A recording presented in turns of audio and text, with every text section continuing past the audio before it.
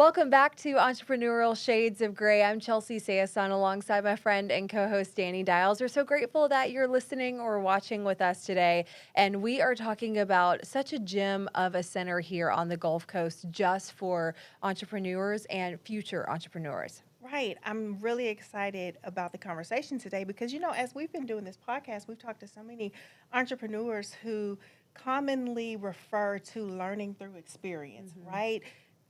Things that just aren't taught. But today, our guest that's joining us is from the Melton Center of Entrepreneurship at the University of South Alabama. And this is what they do. They teach entrepreneurs. And so I'm so excited to have Dr. Don Mosley join us today. Welcome to the podcast room. Thank you so much. I'm glad to be here. Oh, We're we appreciate happy to it. have you. So happy to have you. And so excited to learn about how entrepreneurship is being taught and structured.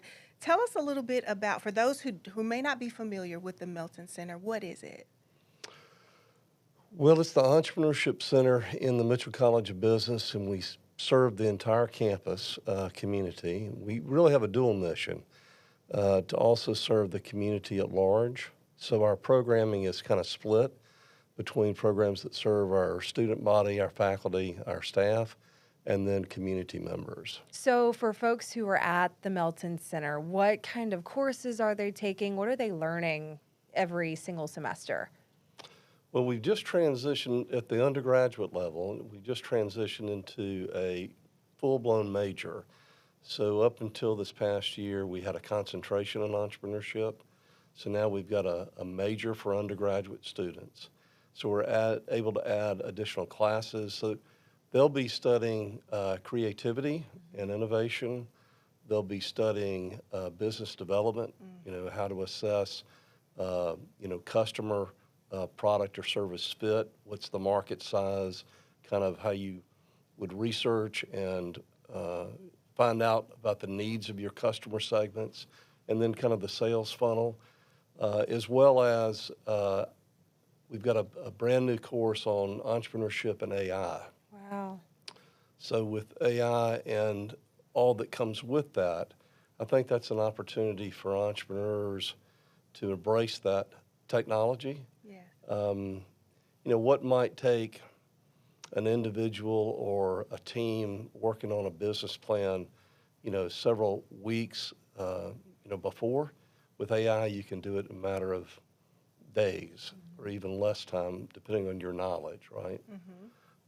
We also have classes in family business, because family business is a little bit of a unique animal, a little bit. And so we get into succession planning, wealth management, wealth building, and some of those topics. So it ranges. We definitely have a focus on legal and financial. Those are key pieces that entrepreneurs need to be thinking about in the very early stages, how they're going to legally form, what's their vision, because it's different to have a lifestyle business versus one that you intend to scale and exit. And your legal formation needs to kind of fit what your vision and goals are. And that also affects your financing, kind of how you set up to be able to get the capital to do what you would like to do. I love that the structure is not cookie cutter. It's customizable for the industry that you're going to go into, because that really does matter.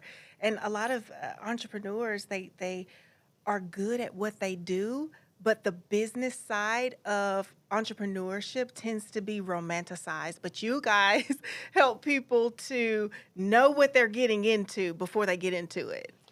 Yeah, entrepreneurship is definitely not for everybody. It's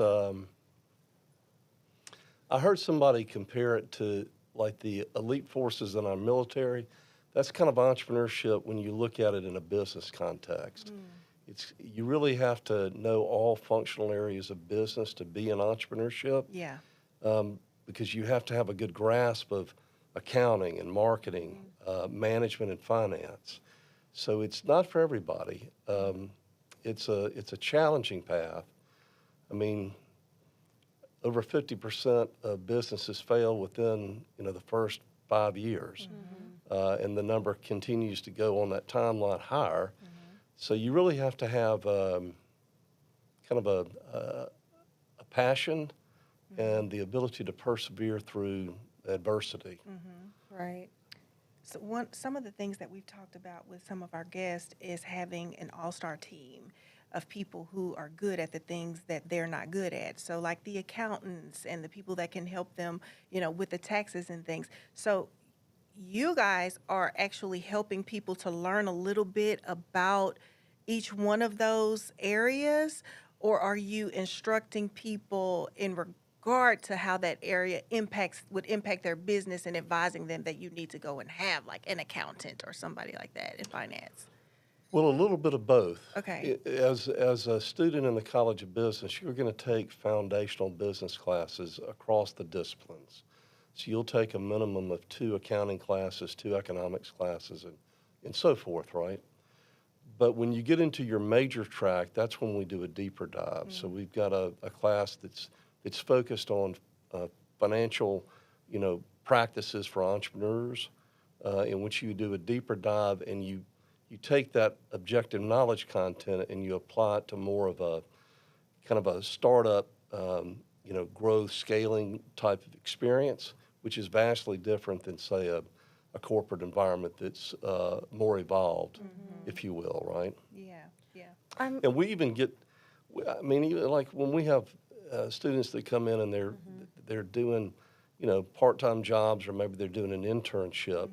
A lot of entrepreneurs that are in the early stages, they would like to bring somebody on as a 1099. And some of our freshmen, they don't know the difference. It looks like more money to them than their W-2 job, right? Yeah. So there's a little bit of counseling in terms of that, the tax implications, making sure that if you go that route, that you set aside, your portion, and that you have an account set up with the IRS, and that you make your regular payments, assuming that you're going to have an annual, earnings at a certain level where you would have to pay taxes. Right. Yeah. For the students that you guys have at the center now, do you see that it's more of your students that are coming out of high school? Do you have a lot of, adult students who are coming back, maybe wanting to start their business? What are you guys seeing right now there? I'd say from a recruiting standpoint, it's a little bit of both to answer your question. But we've got a community program called Build a Bridge, which is a high school entrepreneurship program. So we host a workshop annually where we give entrepreneurial training, if you will, in a kind of a conference-style setting to high school students from freshman to senior year. And typically in the past few years, we had about 12 high schools, give or take, about 110 students will come for the workshops, and then they work with their teachers in the classroom over the next 3 to 4 weeks, and then they are eligible to come back and then pitch their business concept for actual, prize money or in-kind services.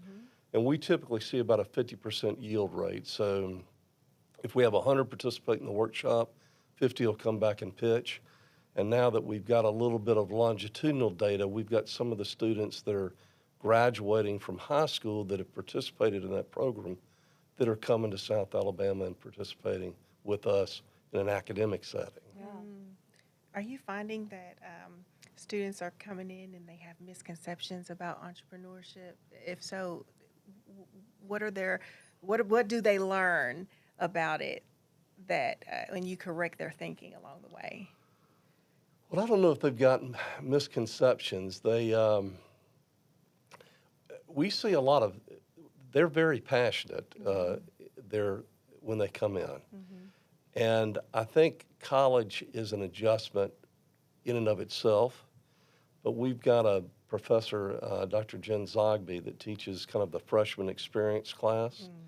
And so they get a lot of realistic entrepreneurial preview about what that path would look like.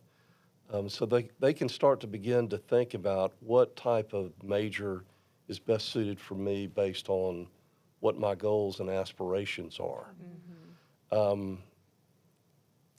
I think that they experience probably some challenges because the entrepreneurial path is not an easy one. Right. But I think that's not a bad thing. It kind of, you cut your teeth on it. Right. Like in the Launch USA program, which is our USA community-wide kind of entrepreneurial program and competition, we had a freshman team, 2 young ladies that were selected last year, and they learned a lot through the process. They didn't shy away from the challenge. Yeah. Right.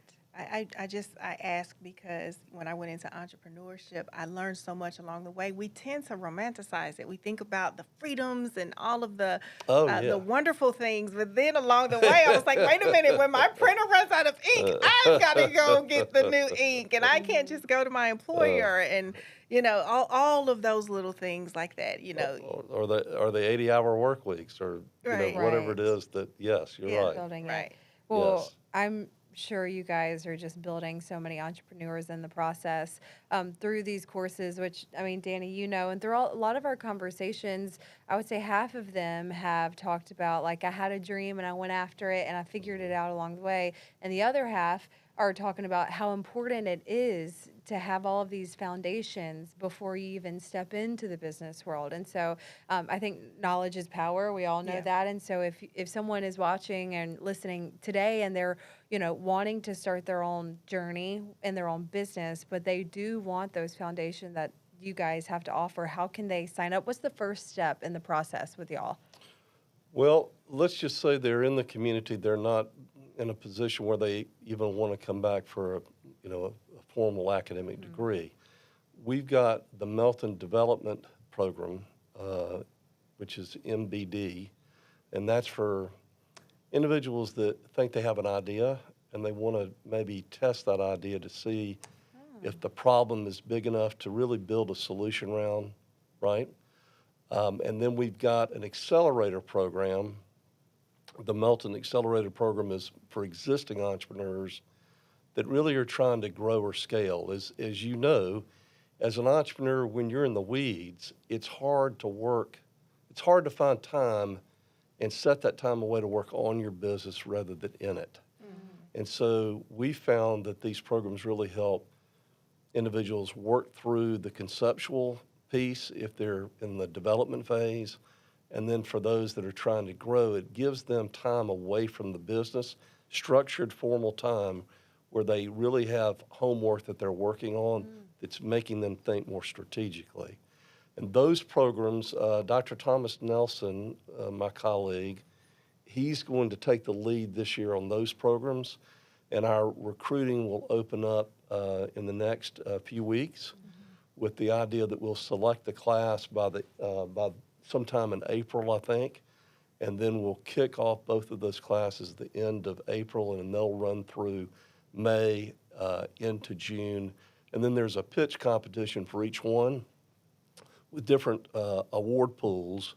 So the participants, if they're selected, they'll get a chance to kind of pitch their concepts to, real judges, not us as teachers or administrators, but, people that are potentially investors, so that they can not only get feedback on their pitches, but they can get some angel seed money if they actually place. So we also are trying to provide a mechanism or mechanisms to provide little seed money or angel money to these students or community members to kind of help bridge some of those expenses. Sounds a little like Shark Tank. A friendlier version of Shark Really? Tank. I'm sure the students are glad to hear that, a friendlier version. No Mr. Wonderful there. Yeah, Yes, for yes. sure. Do you find that there are certain character traits that make for a great entrepreneur when students come in? Well, I just had my class look at personal traits necessary for successful succession in family businesses yesterday, and I think some of those traits are very similar to the more general question you asked. I think passion and drive is important. I also think that having an entrepreneurial mindset, and that's really our philosophy at the Melton Center, is to try to help people develop that entrepreneurial mindset, which is really part creativity and innovation, but it's also part resiliency, right? And what we see is that a third of our students that graduate, they actually execute their business plan and they start their businesses. And that's what they're doing full time after graduation. And then another third, they're still in a side hustle mode. So they get a W-2 job with a small business, family business, or corporate entity, and they continue to work on that idea that they've got until it reaches a certain point, revenue-wise, that they can do it full time. And then a third of our students, I think, really are trying to take that entrepreneurial mindset into more of a corporate or family business environment and make a difference there. How are you helping to develop that resiliency? Because you get told no so many times along the process, and it can really discourage a person. So what are you doing to help encourage people in terms of that? I think in a lot of different ways that we try to encourage maybe the spirit of exploration and trying things, right? Because there are a lot of no's, even in an academic setting. Yeah. Not everybody is selected for a given program. If they are selected, they're not necessarily going to be in the top 3 to 4 in the award money. And so it's important to ensure that they have hope. It's important to give them feedback. Yes. I don't know how you all feel, but I heard a gentleman on a podcast last week, and he's a psychologist or a psychiatrist, and he's done a lot of research. I think he's based out of Harvard. But he was saying a lot of parents in this generation are lawnmower parents. They try to take the obstacles out in front of their children because maybe they had a hard time growing up and they want to make it easier. And he said, that's actually a detriment to the child. So to your question, it's important to provide challenges that cause people to stretch. Yeah. Because that's the catch-22. You're never going to grow and develop and reach your full potential without that. But at the same time, if you have a supportive environment, and I hope that we provide that, then we're there to kind of coach, mentor, and counsel. Yeah. So some of our programming, like Launch USA, we have moved toward a mentoring model to include mentors with that experience. I think that's the beauty in what you do, because the entrepreneur who's doing it on their own, when they get told to no, they don't always get feedback. It's just like they're ghosted, or they just don't know what to do to improve. But the fact that you guys are giving the feedback, this is why, coaching, mentoring, I think that is such a gift to the developing entrepreneur. Well, thank you. I hope we do a good job of that. I think when Amanda Akey, our marketing director, interviewed kind of the finalist last year in the Launch USA program at the end of the pitch, that was one of the key themes that came out of their experience that they highlighted, was that the training and the opportunity to pitch was great and they learned a lot, but it was the mentoring piece that really was, I guess, helped sustain them. Right. Well, it's always nice to know there's somebody in your corner and there's someone who will give you honest feedback too. Yes. When you have those questions. So that's such a great, thing that you guys have come together to put into place, because it's helping so many people, I'm sure. So for more information about everything we've talked today, if someone's thinking, like, this is my sign, I need to go ahead and start one of these programs, where can they go to get more information? So they can go to the Melton Center website, which is housed in the Mitchell College of Business kind of digital platform. And we actually have links to our applications for the different programs. We also have a good social media following, so you can get updates about what we're doing, or you can email me at dcmosley@southalabama.edu. Awesome. Dr. Mosley, we thank you so much for taking time out to come and chat with us Thank today. you. Yeah, it's been wonderful, and thank you for the opportunity. I always enjoy talking about entrepreneurship. Absolutely. Thank you. This episode of Entrepreneurial Shades of Grey is brought to you by Honest Air, Plumbing, and Electric.